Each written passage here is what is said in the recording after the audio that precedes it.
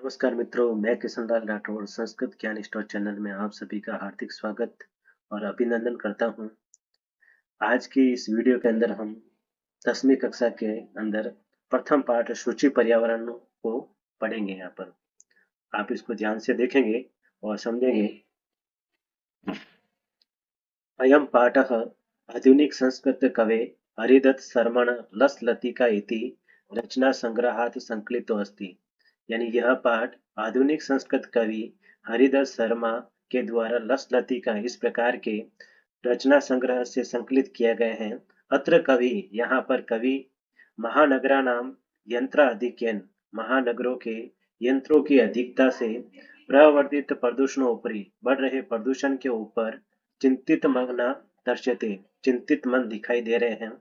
स कथयति वे कहते हैं यद कि इदम लोह चक्रम यह लोहे का चक्र शरीरस्य मनसश्च शोषकम अस्ति शरीर और मन का शोषक है। अस्मादेव इसी कारण से ही वायुमंडलम मलिनम भवति वायुमंडल है वह मलिन हो रहा है यानी गंदा हो रहा है।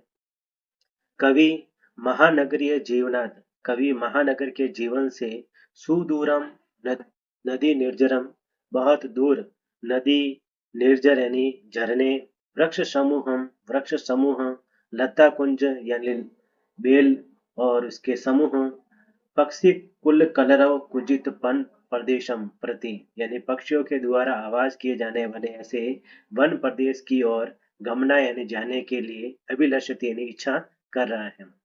इसके अंदर आप देखिए पहला यहाँ पर पद्य दिया गया है। दुर्वहम अत्रम जीवितम जातम प्रकृतिरेव शरणम सूचि पर्यावरणम महानगर मध्ये चलद अनिशम कालायश्चक्रम मन शोष्यत तनु पेश्यत भ्रमति सदा वक्रम दुर्दंते दशनेरमुना स्यात् न एव जनग्रसनम सूचि पर्यावरणम। ये पहला पद्य है। इस पहले पद्य के अंदर हम अगर इसका प्रसंग देखना चाहेंगे तो प्रसंग हो जाएगा। प्रस्तुत पद्यांश में कवि ने पर्यावरण प्रदूषण के ऊपर वर्णन किया है और इस पद्य के अंदर महानगर के अंदर जो प्रदूषण हो रहे हैं उसके बारे में वर्णन किया गया। ठीक है।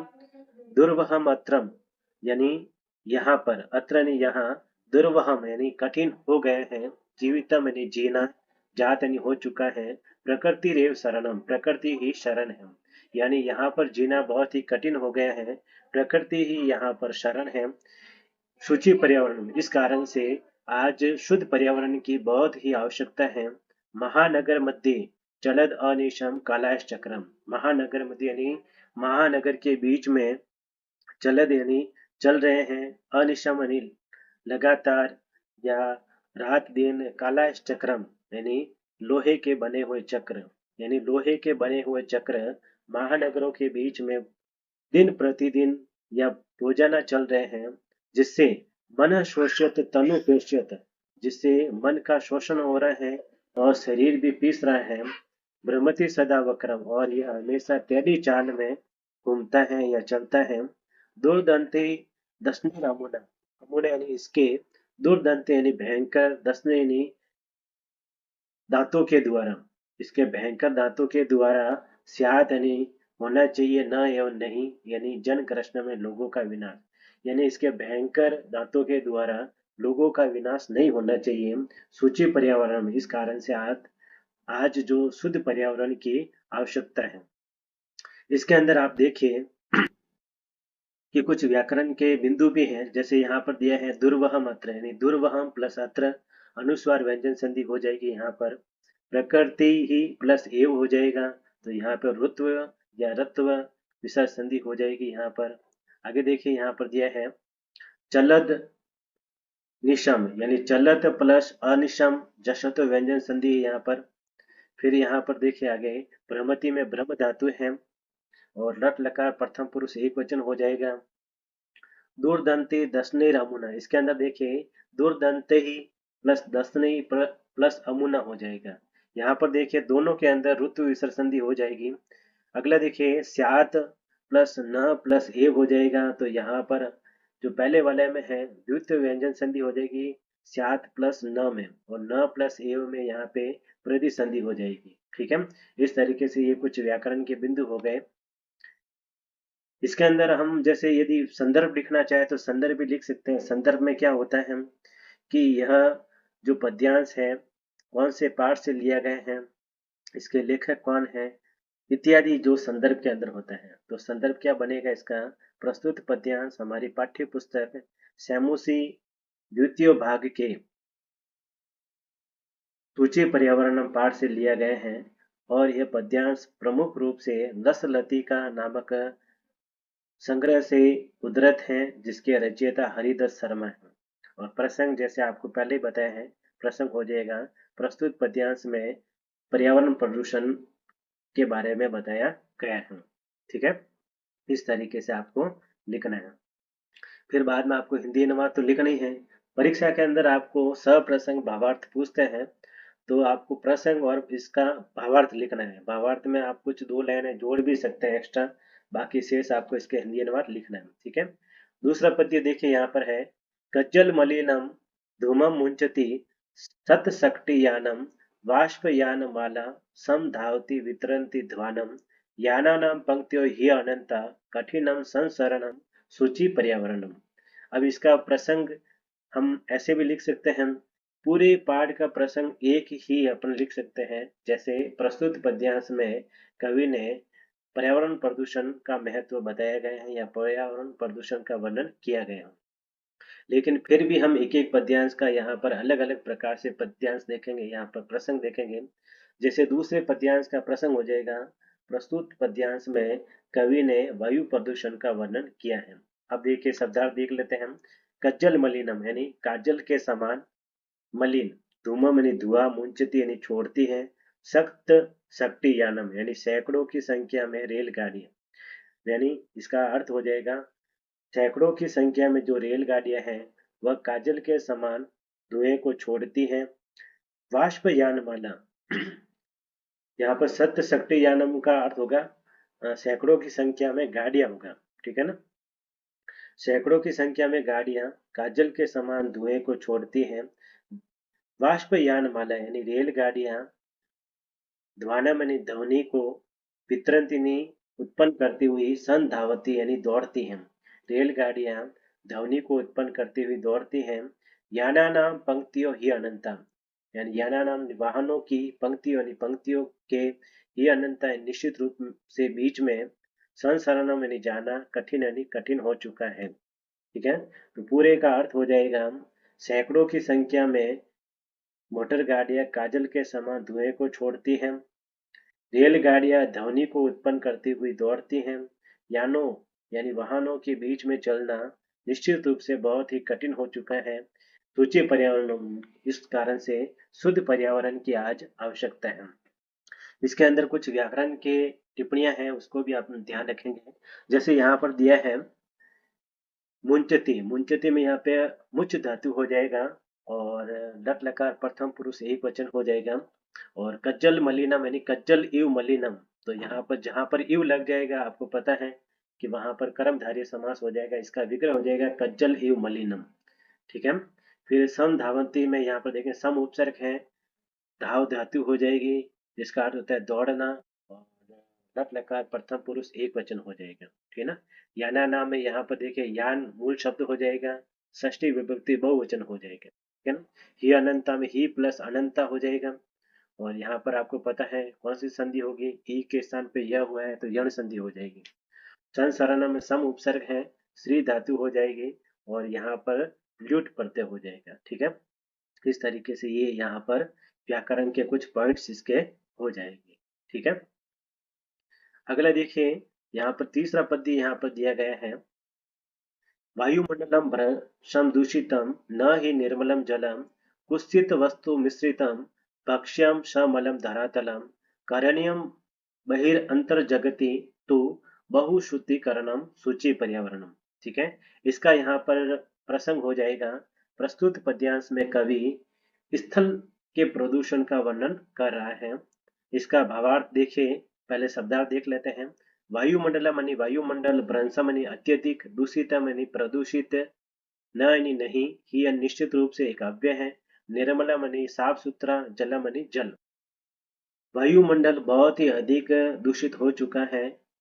निश्चित रूप से साफ सुथरा पानी अब नहीं है। कुत्सित यानी खराब हो चुकी है। वस्तु मिश्रित यानी मिलावट के कारण भक्ष्य यानी खाने योग्य। समल यानी मल से युक्त धरातल यानी धरातल, यानी खाने की जो वस्तुएं हैं वह मिलावट के कारण खराब हो गई है और धरातल भी मलिन हो चुका है। करणीय यानी करना चाहिए। बहिर यानी बाहरी, अंतर जगती और आंतरिक जगत में तू यानी तो, बहु यानी बहुत अधिक, शुद्धिकरण यानी शुद्धिकरण, शुद्धिकरण, ठीक है ना। तो बाहरी और आंतरिक जगत में तो बहुत ही शुद्धिकरण की आवश्यकता है। इस कारण से सूची पर्यावरण यानी शुद्ध पर्यावरण आजकल होना चाहिए। ठीक है, एक बार वापस देख लेते हैं। वायुमंडल बहुत ही दूषित हो चुका है। कहीं पर भी जो साफ सुथरा जल नहीं है। खाने की वस्तुएं मिलावट के कारण बहुत ही खराब हो चुकी हैं और इससे धरातल भी मलिन हो चुका है। इस कारण से बाहरी और आंतरिक जगत में शुद्धिकरण की बहुत ही आवश्यकता है। इस कारण से शुद्ध पर्यावरण आज की एक आवश्यकता है। ठीक है, इसके अंदर कुछ व्याकरण के बिंदु देख लेते हैं। जैसे यहाँ पर आप देख रहे हैं, न एक अव्यय है जिसका अर्थ होता है नहीं। ही भी एक अव्यय है जिसका अर्थ होता है निश्चित रूप से। निर्मलम यानी मलानाम अभाव, यहाँ पर निर एक अव्यय जुड़ गया और इसका विग्रह हो जाएगा मलानाम अभाव, तो यहाँ पर अविभाव समास हो जाएगा। ठीक है, यहाँ पर आगे देखिए, आगे दिया है करनियम। करनियम क्री धातु हो जाएगा और अन्यर प्रत्यय हो जाएगा। ठीक है, बहिर अंतर जगती में यहाँ पर बहि प्लस अंत प्लस जगती दोनों में ऋत्व विसर्ग संधि हो जाएगी और इस तरीके से ये यहाँ पर व्याकरण के कुछ बिंदु हैं। ठीक है, अगला चौथा पद्य देखें यहाँ पर, किंचित कालम नय माम अस्मान नगरात बहुदूरम प्रपश्यामि ग्रामांते निर्जरम नदीपयपुरम एकांते कांतारे क्षणम अपि में स्यात् संसरणम सूचि पर्यावरण।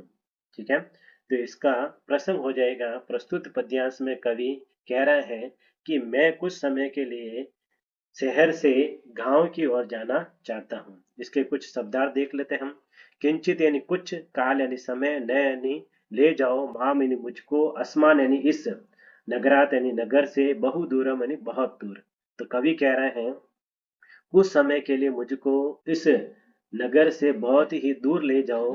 परपश्याम यानी देखना चाहता हूँ, ग्रामांत यानी गांव के अंत में या गांव के अंदर, निर्जरम यानी झरने, नदी यानी नदी, पय पूरत यानी जल से भरे हुए स्थान। मैं गांव के अंदर झरने, नदी और जल से भरे हुए स्थान को देखना चाहता हूँ। एकांते, एकांत यानी एकांत में, कांतार यानी वन प्रदेश में, क्षणम अपनी यानी कुछ समय के लिए, मैं यानी मैं, संसरणम यानी घूमना चाहता, शात यानी हो यहाँ पर, तो इसका अर्थ हो जाएगा मैं कुछ समय के लिए, मेरा गांव के अंदर जो जंगल है उसके अंदर मेरा संचरण हो, मेरा घूमना वहां पर हो जाए। ठीक है, तो शुचि पर्यावरण यानी शुद्ध पर्यावरण की आज आवश्यकता है। वापस एक बार पुनः इसका भावार्थ देख लेते हैं। कवि कह रहे हैं कि मुझको कुछ समय के लिए इस नगर से बहुत ही दूर ले जाओ। मैं गांव के अंदर झरने, नदी और जल से भरे स्थान को देखना चाहता हूँ। कुछ समय के लिए एकांत में उस वन प्रदेश में मेरा संसरण यानी हो जाए, यानी घूमना हो जाए। इस कारण से शुद्ध पर्यावरण की आज आवश्यकता है। व्याकरण के कुछ बिंदु है यहाँ पर। नए के अंदर देखिए, यहाँ पर नी धातु है। नी का अर्थ था ले जाना, यहाँ पर लोट लकार है और मध्यम पुरुष एक वचन का प्रयोग हो गया। ठीक है ना, लोट लकार का प्रयोग है जो आदेश और निवेदन या प्रार्थना के योग में किया जाता है। ठीक है, और आगे देखिए, माम अस्मान नगरात, तो माम प्लस अस्मात प्लस नगरात हो जाएगा। माम प्लस अस्मात में यहाँ पर अनुस्वार व्यंजन संधि है और अस्मात प्लस नगरात में यहाँ पर देखेंगे द्वितीय व्यंजन संधि यहाँ पर हो जाएगी। ठीक है, प्रपश्यामी यहाँ पे प्र उपसर्ग हो जाएगा। यहाँ पे दृश्य धातु है और रट लकार उत्तम पुरुष और एक वचन की यहाँ पर क्रिया लगी है। ग्रामांते, ग्राम प्लस अंते, तो यहाँ पे समान स्वर मिले, इस कारण से दीर्घ संधि हो जाएगी। निर्जरम, निर्जरम यानी यहाँ पे निर्झर। ठीक है, निर्जर में आप देखें निर उपसर्ग है और जर शब्द यहाँ पर अलग हो जाएगा। आगे देखेंगे यहाँ पे एकांते, एक प्लस अंते दीर्घ संधि है, और कांत प्लस यहाँ पर कांतारी ही होगा। ठीक है, क्षणम अपी यानी क्षणम प्लस अपी, तो यहाँ पर अनुस्वार व्यंजन संधि हो जाएगी। ठीक है, संसरण में सम उपसर्ग है, और त्रि धातु और लुट लुट धातु हो जाएगा। लुट धातु में देखेंगे, लुट धातु में यू शेष बचता है और ल्यू को अन हो जाता है। ठीक है, ये इसके व्याकरण के कुछ पॉइंट्स हैं। आगे देखिए यहाँ पर पांचवा पद्य है, इस प्रकार है। हरित तरुणाम ललित लतानां माला रमणीया कुसुमावलिः समीर चालिता स्यात् में वरणीया नव मालिका रसालम मिलिता रुचिरम संगमनम सूचि पर्यावरणम। प्रस्तुत पद्यांश में कवि जो है प्राकृतिक सौंदर्य का वर्णन करते हुए कह रहा है, हरित तरुणम, हरित का मतलब होता है हरे भरे, तरुणाम का मतलब होता है पेड़, ललितनी नई नई या नवीन, लता नाम यानी बेलों पर, रमणीय यानी सुंदर लग रही है, माला यानी माला। ठीक है, तो कवि कह रहा है कि मैं उस गांव के अंत में गया, तो वहां पर गांव के अंदर जो हरे भरे पेड़ और जो उसकी बेलों पर नवीन जो लताएं हैं, वह मेरे मन का है, वर्ण कर रही है, उसकी माला मेरे मन को अच्छी लग रही है। कुसुमावली, कुसुमावली यानी पुष्पों की जो मालाएं हैं वह, या पुष्पों के जो गुच्छे हैं वह समीर चालिता यानी हवा हवा या वायु के द्वारा चलाए जाते हुए स्याद में वरणिया मेरे मन का वरण कर रहे हैं। नव मालिका नवीन जो है मालाएं या नवीन जो पत्ते या लताएं, रसालम, रसालम यानी आम, मिलिता यानी मिल करके, रुचिरम यानी रुचि को, संगमनम यानी वह उत्पन्न कर रही है। यानी गांव के अंदर जो आम के वृक्ष हैं उनके ऊपर जो नवीन लताएं हैं वह भी मेरे मन को अच्छी लग रही है, रुचिकर लग रही हैं। सूची पर्यावरण, इस कारण से शुद्ध पर्यावरण की आज आवश्यकता है। ठीक है, इसके अंदर कुछ व्याकरण के पॉइंट्स देख लेते हैं, या फिर एक बार इसका हिंदी अनुवाद पुनः देख लेते हैं हम। पहली लाइन का हिंदी अनुवाद हो जाएगा, हरे भरे पेड़ के ऊपर जो पत्ते हैं वह, और लताओं के ऊपर जो बेले हैं उनके ऊपर जो पत्ते हैं वह, उसकी माला मेरे मन का वर्ण कर रही है। और फूलों वाले जो गुच्छे हैं वह हवा के द्वारा चलाए जाने पर भी वह मेरा वर्णन कर रही है। आम के वृक्ष और उसके ऊपर नए नए जो पत्ते हैं, इस तरीके से जो इसकी मालाएं मिल करके भी मेरे मन का है वो वर्णन कर रही है, या मेरे मन को अच्छी लग रही है। ठीक है, यहाँ पर देखिए कुछ व्याकरण के पॉइंट्स है। ललित लता नाम, लता नाम में देखेंगे यहाँ पे लता मूल शब्द है, षष्ठी विभक्ति बहुवचन हो जाएगा। इसी तरीके से तरु नाम में तरु, तरु शब्द हो जाएगा जिसका अर्थ होता है पेड़, और यहाँ पे षष्ठी विभक्ति बहुवचन है और स्त्रीलिंग शब्द है। ठीक है, माला में यहाँ पे माला मूल शब्द है जिसका अर्थ होता है हार, और माला ही हो सकता है इसका, और प्रथमा विभक्ति एक वचन है। ठीक है, रमणीय में यहाँ पे रम धातु हो जाएगी, अन्य प्रत्यय हो जाएगा। और आगे देखिए वरणीय में व्री धातु हो जाएगा जिसका अर्थ वरण करना, और अन्य प्रत्यय यहाँ पर स्त्रीलिंग है। ठीक है, और रसालम का अर्थ होता है आम, और सम गमनम में सम उपसर्ग है, गम धातु हो जाएगी और ल्युट प्रत्यय हो जाएगा। ठीक है, इस तरीके से ये पांचवा पद्य भी हो गया। छठा पद्य इस प्रकार है, अय चल बंधु खग कुल कलरव गुंजित वन देशम पुरः कलरव संभ्रमित जनेभ्य रत सुख संदेशम चाकचिक्य जालम नो कुर्यात जीवित संहरणम सूची पर्यावरणम। इसका प्रसंग इस प्रकार हो जाएगा। प्रस्तुत पद्यांश में कवि जो है शहर के लोगों को संदेश दे रहे हैं कि हे मित्रों, हे बंधु, कुछ समय के लिए जो आप या मैं इस चकाचौंध कर देने वाले महानगरों से कुछ समय के लिए गांव वाले क्षेत्र में चले। ठीक है, इसके कुछ शब्द देख लेते हैं। अय यानी अरे, चल यानी चलो, बंधु यानी बंधु या भाई, खग कुल कलरव यानी पक्षियों के कुल के द्वारा आवाज किए जाते हुए, गुंजित यानी आवाज किए जाते हुए, वन देशम यानी वन प्रदेश में। तो कवि कह रहे हैं, हे बंधु, चलो पक्षियों के द्वारा जो आवाज किए जाते हुए उस गुंजित वन प्रदेश की ओर चलो। पुरः कलरव संभ्रमित जनेबिय। शहर में जो शोर शराबा होता है उससे भ्रमित जो लोग होते हैं उनको उनके लिए रत सुख संदेशम संदेश सुख का संदेश धारण करने वाले हुए चाकचिक्य जालम। चाकचिक्य जाल में चकाचौंध करने वाले उस जाल में नो नहीं कुरियात कुरियात यानी करे जीवित संहरणम यानी जीवन जो है उसके अंदर वह नष्ट नहीं होना चाहिए। यानी चकाचौंध करने वाले जो महानगर हैं बड़े बड़े नगर हैं उसके अंदर जीवन का जो है विनाश नहीं होना चाहिए। पुनः एक बार देख लेते हैं हम। कवि कह रहा है सभी को संदेश देते हुए कह रहा है हे बंधु हे मित्रों अरे बंधु अरे मित्रों चलो पक्षियों के जो गुंजित वन प्रदेश है उसके तरफ चलो। शहर के अंदर जो शोर शराबा होता है उससे भ्रमित जो लोग होते हैं उनके लिए सुख का संदेश धारण करो और चकाचौंध कर देने वाली ऐसी जो शहरी सभ्यता है उसमें जो लोगों का विनाश नहीं होना चाहिए। सूची पर्यावरण शुद्ध पर्यावरण की आज आवश्यकता है। इसके अंदर कुछ व्याकरण के बिंदु देखिए। यहाँ पर देखेंगे जनेभ्यो। जनेभ्यो में यहाँ पे जनेभ्य हो जाएगा। मूल शब्द जन्य है जिसका अर्थ होता है लोग और यहाँ पर चतुर्थी और पंचमी विभक्ति बहुवचन हो जाएगा। ठीक है। और यहाँ पर आगे देखिए जीवित जीवित प्लस हरणम। ठीक है ना। तो यहाँ पे रुद्र विसर्ग संधि हो जाएगी। ठीक है। इस तरीके से इसका जो व्याकरण के पॉइंट्स हैं।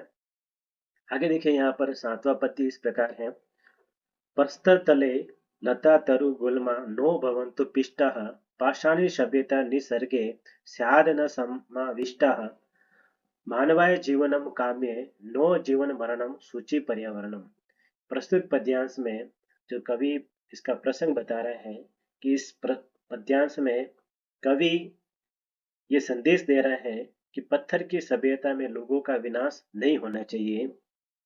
इसके शब्दार्थ देखिए प्रस्तर तले यानी पत्थर के तल में लता यानी बेल तरु यानी वृक्ष गुल्म यानी झाड़ियां नो यानी नहीं भवंतु यानी हो पिष्टा यानी पिसनी यानी पत्थर के तल में या पत्थर की सभ्यता में या पत्थर के तल में बेल पेड़ और पत्थर की झाड़ियां वह पिसनी नहीं चाहिए। पाषाणी सभ्यता पाषाण की सभ्यता में निसर्ग यानी प्रकृति स्याद यानी हो न यानी नहीं समाविष्ट यानी समाविष्ट यानी पत्थर की सभ्यता में प्रकृति वह समाहित नहीं हो यानी नष्ट नहीं हो।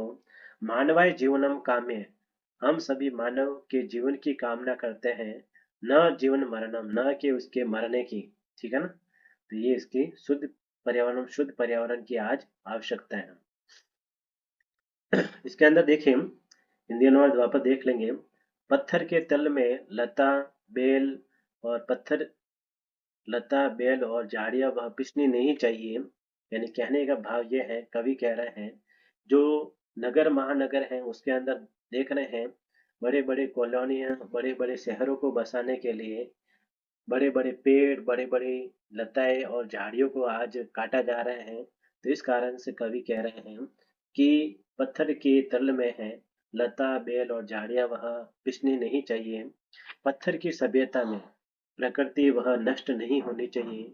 हम सभी मानव के जीवन की कामना करते हैं न कि उसके मरने की।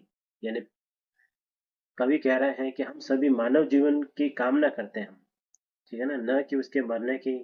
तो कहने का भाव यह है यदि व्यक्ति प्रकृति का नुकसान करेगा तो प्रकृति में चारों ओर है वह पत्थर से बनी हुई सभ्यता ही दिखाई देगी और इस तरीके से पर्यावरण कम हो जाएगा और पर्यावरण कम होगा तो व्यक्ति के लिए बहुत सारी चीजें जैसे प्राण वायु है और भी बहुत सारी चीजें जो प्रकृति से हमें प्राप्त होती हैं वह नहीं मिलेगी और धीरे धीरे व्यक्ति के जीवन का विनाश हो जाएगा। ठीक है। इसके अंदर देखिए कुछ व्याकरण के पॉइंट्स हैं। प्रस्तर तले में यहाँ पर देखिए प्रस्तर तल हो जाएगा। मूल शब्द है पत्थर का तल और सप्तमी विभक्ति एक वचन हो जाएगा। भवंतों में यहाँ पर देखिए भू धातु जिसका अर्थ होता है होना लोट लकार प्रथम पुरुष और बहुवचन है। आगे यहाँ पर देखिए निसर्ग का अर्थ होता है प्रकृति में। ठीक है। मानवाय में देखिए मानव मूल शब्द है चतुर्थी विभक्ति एक वचन है और इस तरीके से यहाँ पर त्याग प्लस न में यहाँ पे द्वित्व व्यंजन संधि हो जाएगी। ठीक है ना। तो इस तरीके से ये आज हमने 7 पद्य जो पढ़े हैं, और ये आपके परीक्षा के लिए बहुत ही महत्वपूर्ण उपयोगी सिद्ध होने वाला है वीडियो ये है। और अधिक से अधिक इसको आप चैनल को सब्सक्राइब करें, नोटिफिकेशन बेल पर आप बटन दबाएं, और अपने मित्रों के साथ में अधिक से अधिक इसको शेयर करें, जिससे कि उनको भी यह फायदा मिल सके। ठीक है ना। ये वीडियो है आपकी परीक्षा में बहुत ही महत्वपूर्ण सिद्ध होगा। आपको वीडियो कैसा लगा, अच्छा लगा है तो अधिक से अधिक इसमें कमेंट्स करें। आज के लिए इतना ही। जय हिंद, जय भारत, धन्यवाद।